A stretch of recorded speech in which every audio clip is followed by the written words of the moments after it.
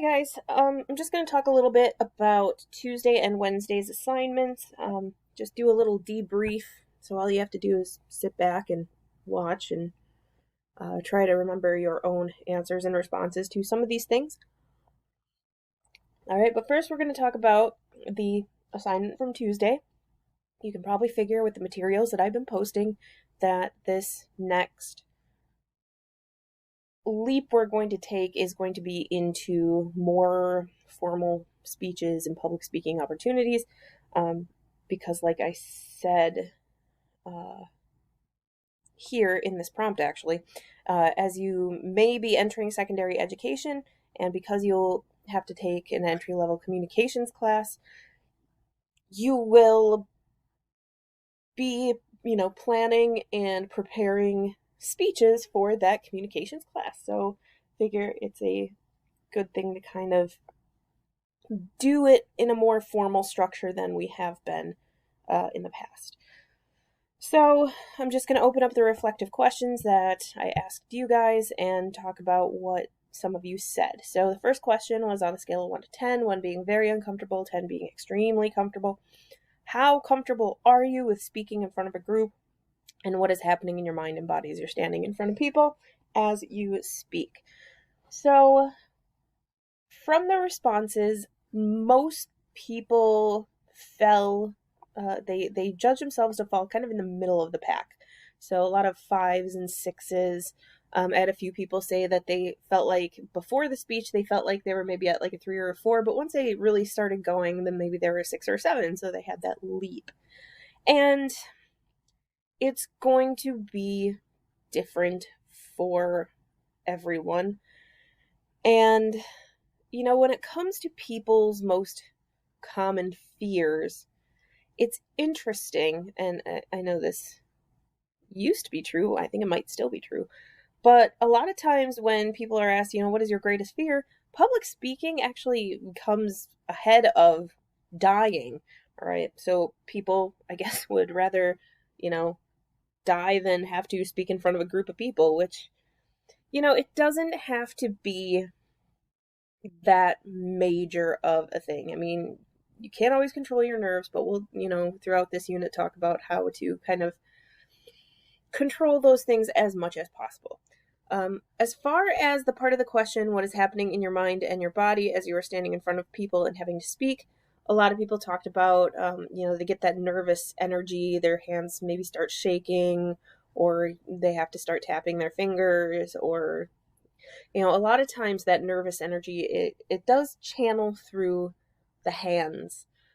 So the tapping, or what I do sometimes is like I wind up like massaging my hands with my hands,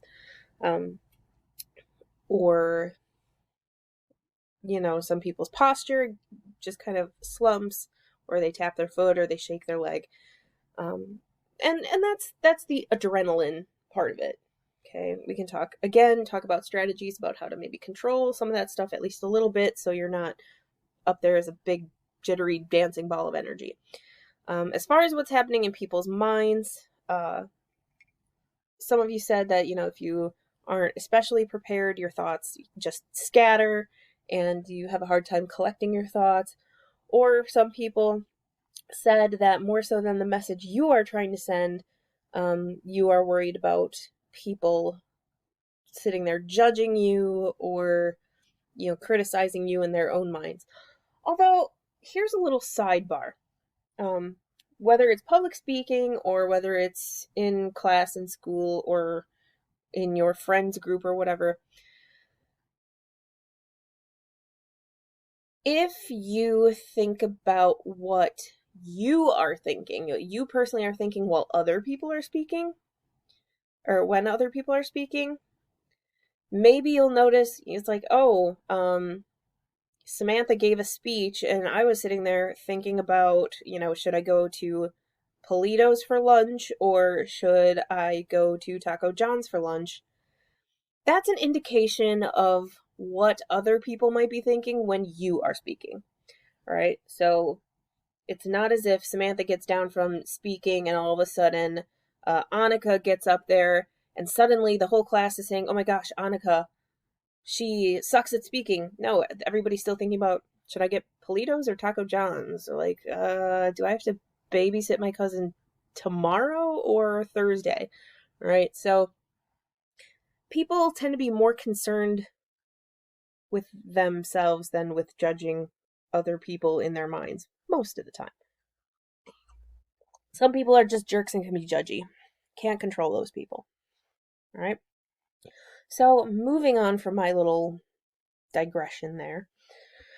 Second question was, which is easier for you, speaking in front of smaller groups of people or speaking in front of larger groups? By and far, most of you said smaller groups of people, because most of you said things like, there aren't as many people there to be critical, or, I just feel comfortable, like I'm maybe talking to a group of friends. It's easier to imagine that. Although there were some people, and I am one of these people, I prefer speaking in front of larger groups, right? So, when I have classes of like 24 people, I definitely feel more comfortable than when I have a class of like 8 people. I think it's because and I saw another person say this, when you're talking at a large group, it's like the crowd sort of becomes one thing. There's not any like one face that you can focus on. It's just kind of like a sea of people, and you can forget about them a bit more. But, again, it's personal attitudes and feelings. So for most of you, speaking in smaller groups of people is easier for you, then that's awesome. Actually, and I think that's that's most of the public speaking you'll actually probably have to do. So if you go into business and you have to give like a meeting presentation, you're probably going to be in a conference room with maybe like 10 people, maybe. All right. Depending on the career you go into or what you're doing in the future, it might not be as likely for you to be like in an auditorium giving a speech to like 50 to 100 people. So, I mean, I think that there are ways that you can kind of psych yourself down from some of this fear. I mean, I'm a teacher. I joined this profession on my own volition, and, public speaking is my day-to-day duty. But even still, I mean, not a lot of opportunity arises for me to have to get up in front of massive amounts of people and, present something of vital importance. I mean, aside from my lessons, which are all vitally important, as you very well know. And then finally, when you think of a great speech, does any one speech come to mind? Again, the vast majority of you said, I have a dream. All right, so it's very, very popular, very sort of in the public consciousness. Also, I taught it to you in 9th grade, so I'm glad some of you remembered that.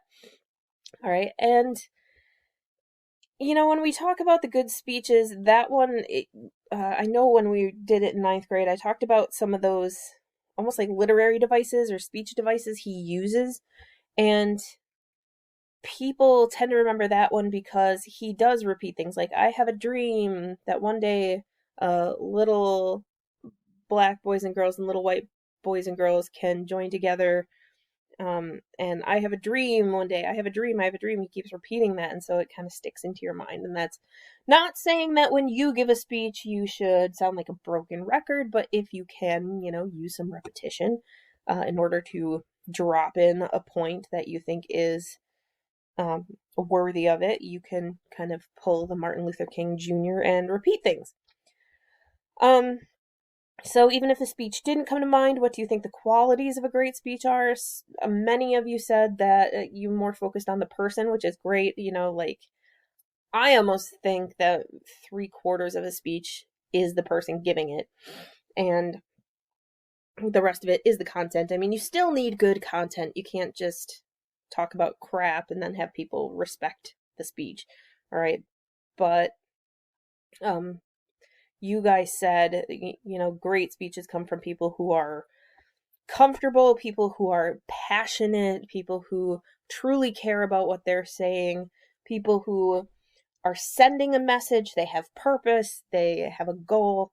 All right. And then, some of you did mention some of those aspects of speeches where, they use like their best vocabulary. They're, trying to rouse people's, excitement and all that kind of stuff. But the vast majority of you focused on the speaker, him or herself. So when you start planning and giving speeches, you also have to be cognizant of how you are feeling and coming off as you're doing it. All right. So, going back a bit. Oops, sorry. So then I want to talk just a little bit with that stuff in relation to the great speeches that I posted. The first one, I hope most of you watched this one in its entirety, especially if you've never seen it before. But it's Charlie Chaplin's speech. Again, people widely regard this as Chaplin himself speaking. But he starts out, slow and moderated, and throughout the whole thing, he does have this important message, all right? It's 1940. We are in the middle of World War II. Interesting fact, Chaplin said he never would have made this movie had the world truly understood what was happening inside the concentration camps, but that wasn't really known to the world. So he's, creating this film as sort of a send up of how, ridiculous Hitler was being and all that kind of stuff. But, he does have that rousing, stirring message about, greed poisoning men's souls and soldiers going into war for men who don't care about them, who are just being used as cannon fodder to fight the fights of other men. And then he talks about, like, in the 17th chapter of St. Luke, it's written that the kingdom of God belongs to all men. And so he really does all those things that you guys mentioned as far as great speeches go. Then, obviously, we have the two popular speeches, the ones that most people in America do know. We have the Martin Luther King, I Have a Dream speech. I'm not going to click into that. But he was a preacher before he ever became this civil rights figurehead. And so he knows how to work a crowd. He's increasing the timbre of his voice. He's, getting that passion stirred into the hearts of people. He was speaking in front of 250,000 people there in the Capitol. So he has, the good posture. He is using his body in ways to, kind of like a pastor would, to incite that excitement and to get his message across. Lincoln, obviously, we can't speak much to his performance because obviously recording implementations were not invented yet. But this was narrated by Jeff Daniels, who is a phenomenal actor, and Jeff Daniels does have, that sort of way of taking the source material and sort of interpreting the intended message of Lincoln. But most people recognize that as a great speech. First of all, I think probably a great speech because it isn't 17 minutes long. It isn't like the inauguration speeches that go on for pages and pages. It's simple, it's concise, it speaks to the men who are there, and also, like Martin Luther King Jr.'s speech, he references these things that all people know. Martin Luther King Jr., obviously, he's referencing the Bible, he's referencing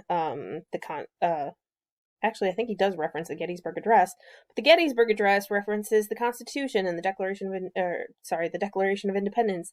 And, Lincoln said that America said that all men were created equal, and, we haven't reached that equality yet, but there's more that we can, strive to. And then Jesus, again, no recording devices back then, but we do have the Sermon on the Mount. The reason why I included this is because